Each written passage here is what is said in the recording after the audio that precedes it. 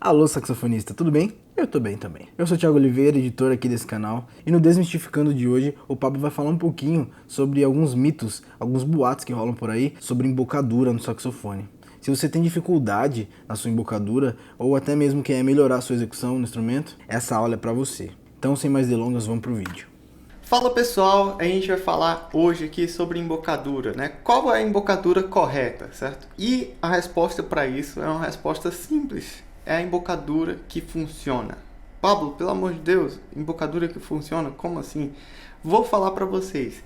Existe determinados tipos de embocadura, certo? Dependendo da maneira que você quer colocar o seu som, você vai buscar um tipo de embocadura. Tem gente que coloca o lábio inferior um pouco mais virado para dentro, outros colocam um pouco mais virado para fora.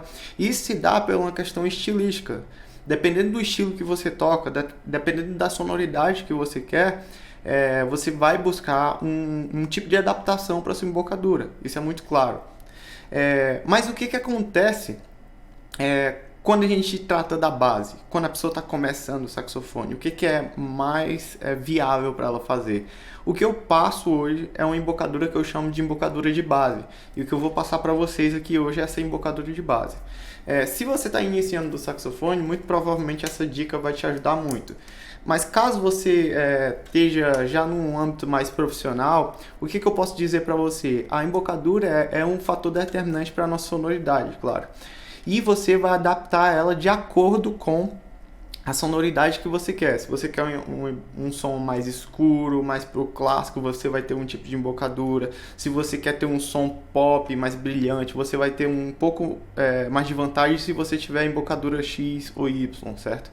E é isso que eu quero falar para vocês. Um mito grande que tem na internet, que todo mundo fala, é de embocadura francesa, embocadura americana, né? Por que as pessoas criaram e rotularam a embocadura dessa maneira? Porque basicamente a embocadura da música clássica é uma embocadura que eles chamam de embocadura francesa, né? E pra falar real pra vocês, galera, eu estudei na França e ninguém chama a embocadura da França de embocadura francesa, a nossa embocadura francesa. Não, lá é só embocadura, né? Então, por que as pessoas inventaram e criaram essa nomenclatura para embocadura? Porque basicamente, na França surgiu o saxofone clássico, foi lá que surgiu, né, com Adolphe Sax, em Paris. E depois, anos depois, teve aquela difunção do jazz na América do Norte, né, onde a gente teve todo aquele desenvolvimento jazzístico, e aí a embocadura utilizada por aqueles jazzistas era a embocadura que tinha um lábio um pouco mais projetado para fora, o lábio inferior, né? E aí eles buscavam aquele determinado tipo de sonoridade para tocar jazz. Basicamente era isso, certo? Todo mundo toca assim? Não, a gente tem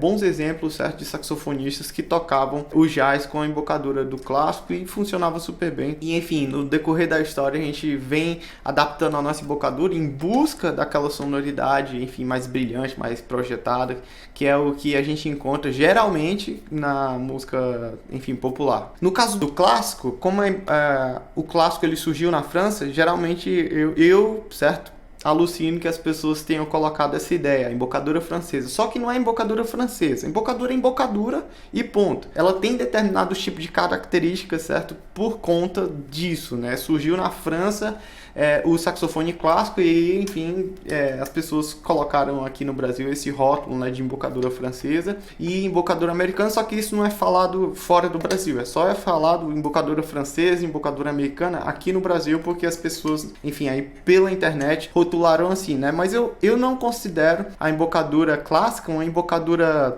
francesa, porque senão nos Estados Unidos as pessoas não utilizariam da embocadura, enfim, do clássico, a embocadura tradicional, que é o que? O lábio inferior virado um pouquinho para dentro, né? Essa característica que é buscada nessa sonoridade. Então, quebrado esse mito aí, não existe embocadura francesa, não existe embocadura americana, o que existe é adaptações de embocadura em busca de um timbre. E esse rótulo que a gente tem aí é muito utilizado hoje, muito comumente utilizado, né? Mas, enfim, eu não consideraria dessa maneira porque, enfim, se tratando disso, a gente tem muitos jazzistas na França e eles tocam com embocadura de determinado estilo, certo? Essas pessoas consideram o quê? Embocadura americana, né? Embocadura americana de que forma? Se não, por exemplo, um grande exemplo aqui no Brasil, a gente tinha que ter a embocadura brasileira também, né? E é uma crítica realmente da minha parte, porque eu faço ela porque eu vivi isso, né? E lá na França a gente não chama desse jeito, pessoal. Embocadura de saxofone é embocadura, acabou, ponto. E aí, enfim, a gente tem essas considerações, né? E outra coisa que acontece também é o pessoal de música clássica lá na América do Norte. Eles não chamam de embocadura americana porque eles são americanos. Não, nem de embocadura francesa, porque isso veio da França. Embocadura de saxofone e acabou, né? Enfim, quebrado esse mito aí de embocadura francesa e embocadura americana, a gente tem uma outra coisa a se falar, que é o que? Aperta ou não aperta a embocadura para tocar o saxofone? E o que eu falo para vocês, galera, e o que eu vou falar para vocês de como ter uma boa embocadura de base, agora que a gente falou de embocadura de base, né?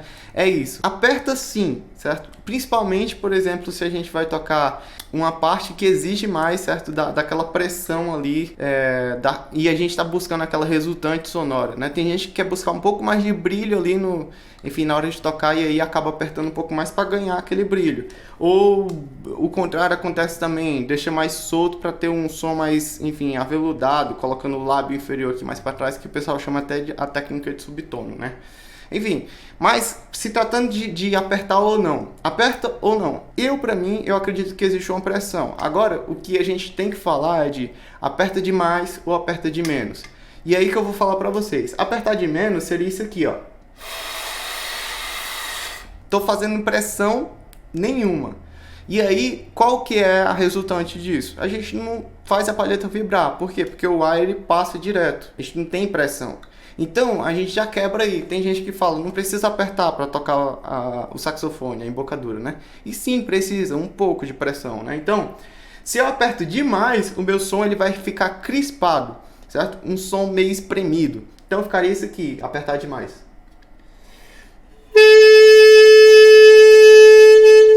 Quase que não sai, meio que bloqueia a nossa passagem da coluna de ar, né? E qual que é realmente a embocadura que nem aperta demais e nem é frouxa demais, né? A embocadura meio termo. E como que a gente encontra essa embocadura meio termo?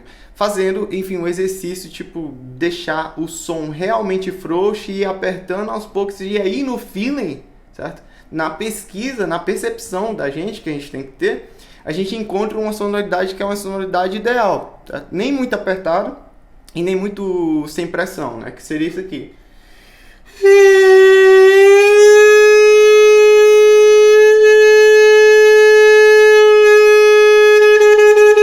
Então, aqui tem um meio termo e eu entendo esse meio termo, né? Apertando e, enfim, deixando mais frouxo, deixando mais apertado, e eu vou sentindo como que o meu som soa melhor. Agora você está se perguntando, Pablo, mas você falou de embocadura de base. O que é embocadura de base? Né? Basicamente, embocadura de base é a embocadura que todo mundo inicia. Que é o que? O lábio inferior virado ligeiramente para trás, aqui, por cima do dente. O dente superior em cima da boquilha. E os cantos da boca, eles fecham, né? Então, ficaria isso aqui.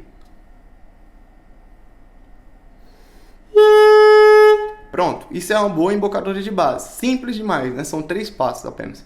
Agora, algumas coisas que acontecem quando as pessoas fazem essa embocadura de base, galera. Elas colocam o lábio para cá, certo?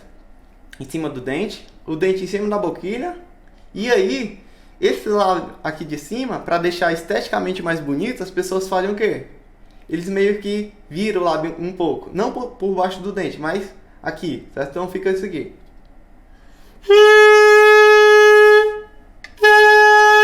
Que eu quase que chamo um embocador de sorriso, porque o cara tá fazendo meio que sorriso, né? Qual que é o mal disso? Você vai fazer com que o ar ele vaze pelos cantos da sua boca. E não é isso que a gente quer. A gente quer o quê? Uma embocadura que realmente ela tape essa parte aqui, certo? Ela seja uma embocadura elástica, arredondada, né? O que a gente quer é buscar essa elasticidade, essa adaptação da nossa embocadura. Então, o que eu falo com meus alunos? Vira um pouquinho o lábio aqui, por cima do dente, dente superior, em cima da boquilha e fecha. O lábio de cima ele cai como se fosse uma luva por cima da boquilha. E aí a gente tem o que? Uma embocadura mais arredondada e os cantos da boca eles não ficam esticados, né? Eles não deixam o ar passar. Então fica assim. E aí o nosso ar ele é bem direcionado. Outra coisa que pouco se fala, galera, é a parte interna da nossa embocadura. Qual que é a parte interna? A língua, certo? A língua ela é responsável por deixar o nosso som estável e puro.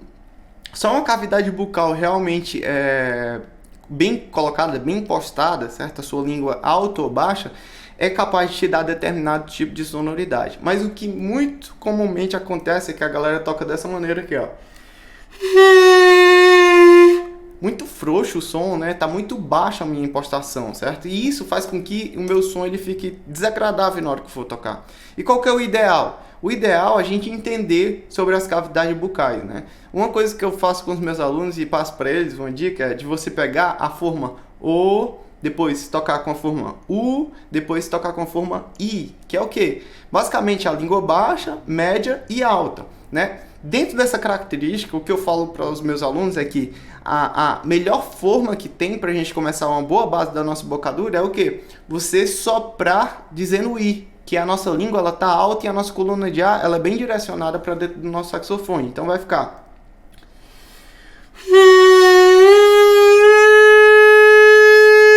Vocês conseguem escutar que eu estou mudando a altura da minha língua, consequentemente a minha coluna de ar ela direciona melhor o meu som?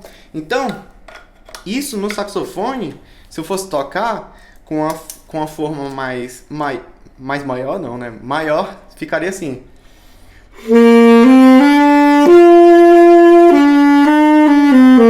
O som tá meio frouxo, né? Agora se eu fosse tocar com a impostação alta e com a minha coluna de ar bem direcionada, o som já muda, ó.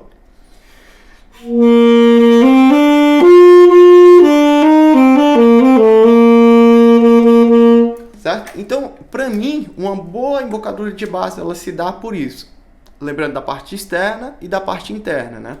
Essa é a grande questão que pouca gente tem falado, a parte interna, galera. Então, compreendo, certo, através daquele exercício que eu passei para vocês de mudança de vogais, né, para você entender onde que mais ou menos que tem que ficar a sua língua ali para ser emitida, né? Sobre a questão de apertar e não apertar, a gente sabe que a gente aperta um pouco, porque senão a gente não vai conseguir tirar som, mas também a gente não deve apertar demais para poder, enfim, emitir som no saxofone, senão o nosso som vai ficar meio espremido, né? E não é o que a gente quer. E sobre a questão de embocadura francesa, embocadura americana, isso daí na verdade é um rótulo que foi criado aqui no Brasil e que na verdade a gente não precisa chamar assim. Embocadura é embocadura independente de nacionalidade. Isso depende, galera, de estilo musical, certo? Se a gente está buscando uma determinada característica musical, aí a gente faz adaptações, certo? Dentro da nossa embocadura. Então, basicamente, o que a gente precisa entender sobre embocadura é isso. Parte externa, parte interna, e enfim, quebrar desses mitos aí, a gente finda esse vídeo aqui. Muito obrigado pela presença de vocês e até a próxima.